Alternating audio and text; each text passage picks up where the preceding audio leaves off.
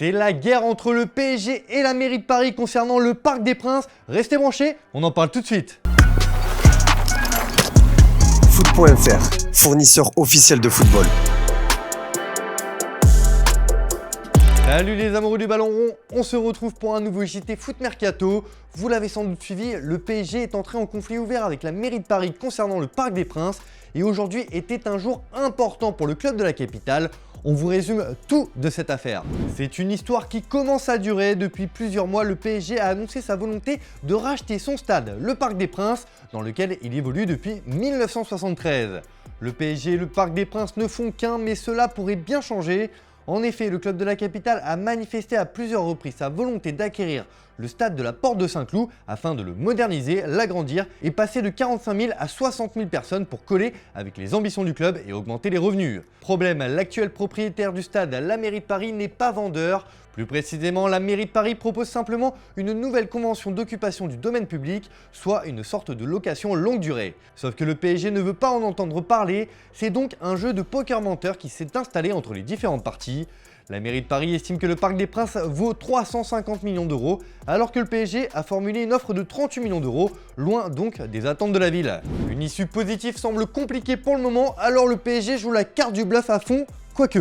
Et oui, le club de la capitale a annoncé qu'il était prêt à quitter le stade si un accord n'était pas trouvé avec la mairie et qu'il pourrait investir le Stade de France qui se trouve en région parisienne à Saint-Denis et appartient à l'État. Il est géré par un consortium réunissant Vinci et Bouygues, mais la concession de 30 ans arrive à terme en juin 2025, comme le rappelait la ministre des Sports Amélie Oudéa-Castéra dans un entretien au Journal du Dimanche en mars dernier. Après cette date, elle expliquait que le gouvernement ne souhaitait fermer aucune porte, avec néanmoins deux grandes options qui se dégageraient, une nouvelle concession ou une vente. Et c'est là où le coup de pression du PSG intervient.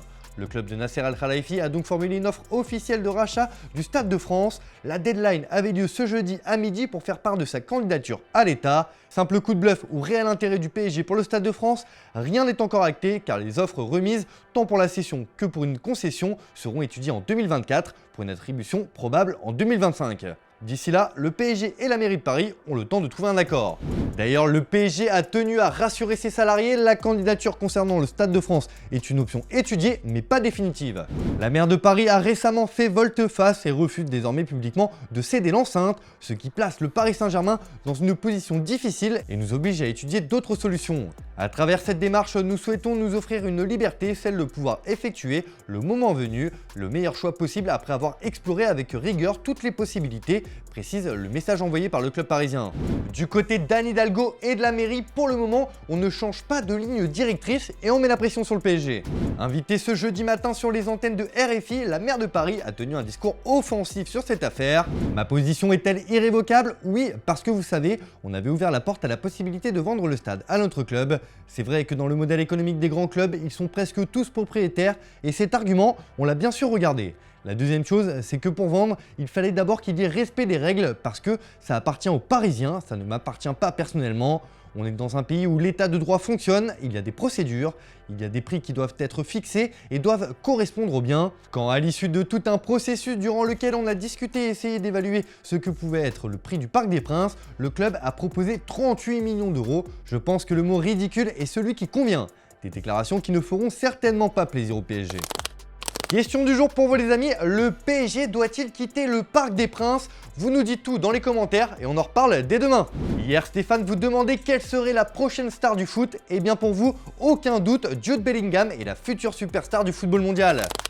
Allez, on passe à l'actu du jour les amis et on a des nouvelles sur l'avenir de Lionel Messi et ça se précise, pourquoi pas, pour un retour à Barcelone. Une partie de la direction du FC Barcelone s'est entretenue avec des représentants du championnat espagnol pour discuter d'un retour de Messi en Catalogne. D'après les informations de la célèbre émission El Chiringuito, Matteo Alemany et Ferran Olivé, respectivement directeur du football et trésorier du club, avaient rendez-vous avec des représentants de la Liga. L'objectif est d'étudier avec toutes les parties concernées la faisabilité de ce comeback retentissant de la Pulga. Rien ne dit qu'après cette réunion, les feux sont au vert pour un retour de Messi au Barça, même si la tendance est plutôt bonne. Le point positif de ces derniers jours, c'est que la Pulga est prête à écouter l'offre que son ancien club pourrait lui faire. Sauf retournement de situation, le septuple Ballon d'Or ne prolongera pas au PSG où il arrive en fin de contrat. On se quitte avec l'image du jour les amis et c'est Antoine Griezmann qui nous régale. À l'occasion des 120 ans de l'Atlético de Madrid, il s'est amusé à rendre un hommage à son club après la victoire de son équipe contre Majorque. Allez, on se retrouve dès demain pour un nouveau JT. Bonne soirée à tous!